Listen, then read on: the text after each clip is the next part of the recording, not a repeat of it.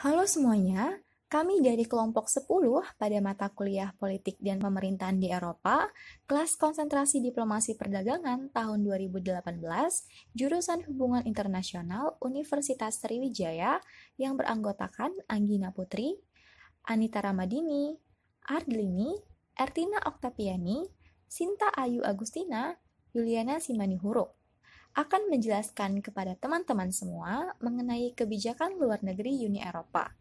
Di sini, kami akan menjelaskan mengenai CFSP, CSDP, UFASP, dan juga EEAS. Yang pertama, CFSP atau Common Foreign and Security Policy. CFSP merupakan salah satu pilar dari kelembagaan Uni Eropa dalam menciptakan perdamaian.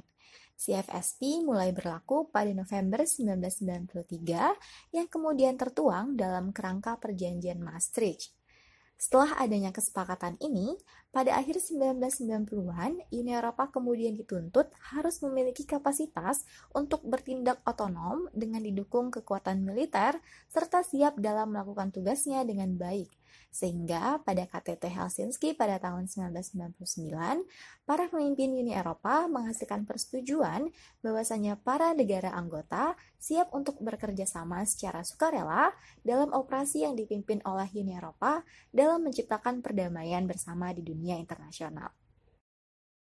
Kemudian penjelasan selanjutnya mengenai CSDP, UFASP, dan juga EEAS akan segera dilanjutkan oleh pembicara kami. Terima kasih.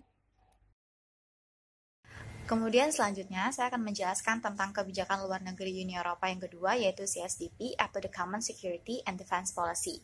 Nah, The Common Security and Defense Policy atau yang dalam bahasa Indonesianya merupakan kebijakan keamanan dan pertahanan bersama, ini merupakan bagian integral dari kebijakan luar negeri dan keamanan yang dimiliki oleh Uni Eropa.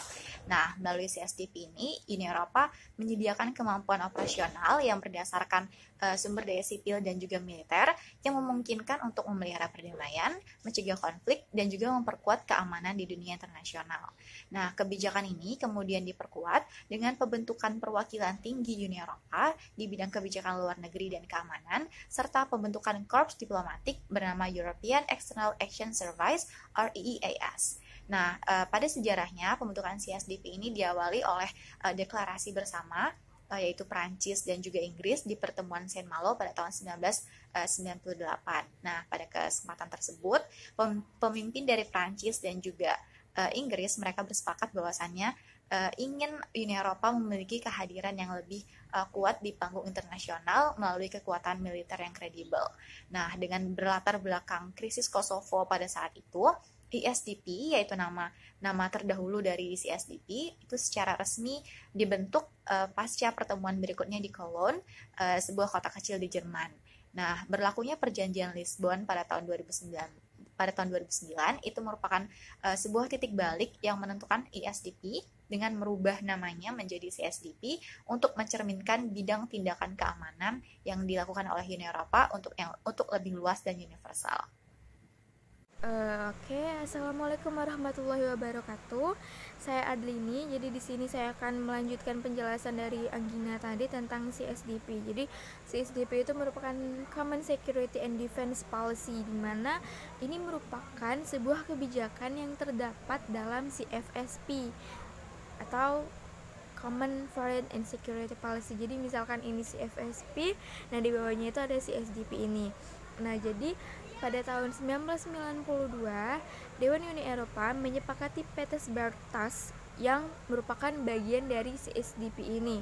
Nah, jadi memiliki tujuan ada 3, yaitu ada tugas kemanusiaan dan tugas penyelamatan, ada peacemaking, ada tugas dari pasukan tempur dalam manajemen krisis termasuk peacemaking, dan juga lalu pada Perjanjian Lisbon tahun 2009 itu tugas CSDP diperluas menjadi beberapa aspek, yaitu ada kemanusiaan dan penyelamatan, lalu ada pencegahan konflik dan peacemaking, ada pasukan tempur dalam manajemen konflik termasuk peacemaking, ada operasi pelucutan senjata, ada saran dan bantuan militer, serta stabilitas pasca konflik. Oke, selanjutnya akan dibahas oleh teman saya. Terima kasih. Kelas, saya Nita Ramadini. Selanjutnya saya akan menjelaskan tentang Union for Forest and Security Policy atau UVASP. Jadi UVASP ini merupakan kebijakan yang di dalamnya membahas tentang perwakilan kebijakan luar negeri dan keamanan Uni Eropa melalui Perjanjian Lisbon yang di dalamnya memuat ketentuan yang hampir mirip dengan CPSP dan ASDV. Selain menjaga perdamaian dan memperkuat keamanan internasional, kebijakan ini juga berupaya mempromosikan demokrasi, penghormatan terhadap hak asasi manusia, serta kebebasan di seluruh dunia. Dari UVSP ini sendiri berawal dari Perjanjian Amsterdam yang menetapkan konstitusi untuk Eropa yang awalnya itu Menteri Persatuan Luar Negeri menjadi perwakilan tinggi. Kemudian konstitusi Eropa ini mengusulkan untuk menggabungkan Komisaris Eropa untuk Hubungan Luar Negeri dengan perwakilan tinggi untuk membentuk Menteri Persatuan Urusan Luar Negeri dan Kebijakan Keamanan. Namun konstitusi ini gagal diratifikasikan. Sebagai gantinya, Perjanjian Lisbon pada 2005 ini dilakukan untuk membentuk atau mengubah perubahan nama menjadi perwakilan tinggi tersebut. Perwakilan tinggi UFASP memiliki peranan penting dalam lembaga antara pemerintah dan supranasional. Perwakilan UFASP menjalankan fungsi sebagai komisioner hubungan eksternal. Terdapat beberapa tujuan yang dilakukan oleh UFASP. Yang pertama yaitu berkontribusi pada pemeliharaan perdamaian dalam skala global. Yang kedua mempromosikan demokrasi dan membela HAM di negara berkembang dan negara tetangga. Yang ketiga mendukung keamanan global dengan tindakan polisi dan militer di seluruh dunia. Yang keempat menjadi aktor terkemuka dunia dalam perang melawan perubahan iklim. Yang kelima meningkatkan perdagangan global. UFASP memiliki beberapa kebijakan. Yang pertama, International Climate Action, di mana Uni Eropa mendukung upaya PBB untuk membuat perjanjian iklim baru dan memberikan bantuan dana yang cukup besar kepada negara berkembang yang sedang mengalami dampak dari perubahan iklim. Yang kedua, International Gender Equality, yaitu kerjasama internasional dengan menetapkan kesetaraan gender sebagai hal prioritas untuk meningkatkan taraf hidup perempuan dan anak-anak di seluruh dunia. Yang ketiga, International Human Rights, berupa dialog politik, bantuan, kebijakan pembangunan, dan partisipasi dalam forum PBB. Yang keempat, Support for Global Security, di mana Uni Eropa melaksanakan misi sipil dan militernya di seluruh dunia. Yang kelima itu Peacekeeping, di mana Uni Eropa berperan penting dalam membangun perdamaian di seluruh dunia. European External Action Service, yang biasa disingkat EEAS atau Dinas Luar Negeri Eropa, adalah lembaga independen Uni Eropa yang menangani hubungan diplomatik Uni Eropa dengan negara-negara di luar Uni Eropa. Dinas Luar Negeri Eropa ini dibentuk berdasarkan Perjanjian Lisboa yang mulai berlaku pada tanggal 1 Desember 2009 dan pada tanggal 1 Januari 2011 EEAS ini secara resmi diluncurkan. EEAS bertugas untuk membantu perwakilan tinggi dalam mengkoordinasi dan melaksanakan urusan-urusan luar negeri serta kebijakan keamanan Uni Eropa. EEAS ini berkedudukan di Brussels, Belanda dan memiliki 140 delegasi dan kantor Uni Eropa di seluruh dunia.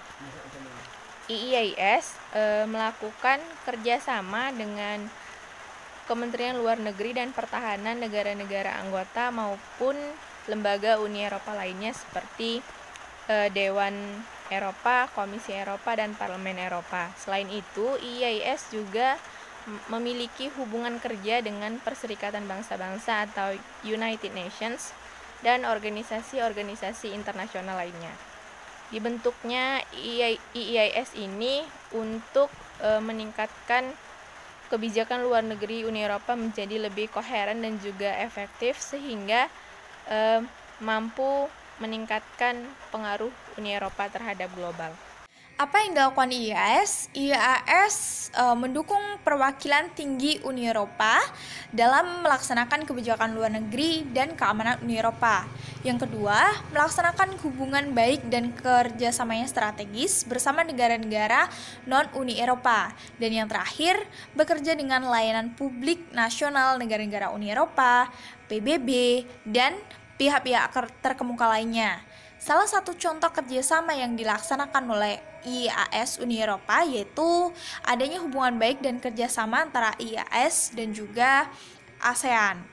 Nah, bagaimana cara kerja dari IAS itu sendiri?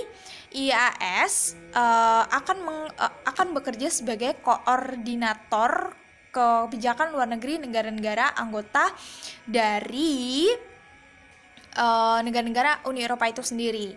Nah, kemudian masyarakat Uni Eropa juga dapat berkontribusi dalam kebijakan luar negeri seperti dengan mengirimkan petisi ataupun mengirim email kepada akun resmi IAS itu sendiri.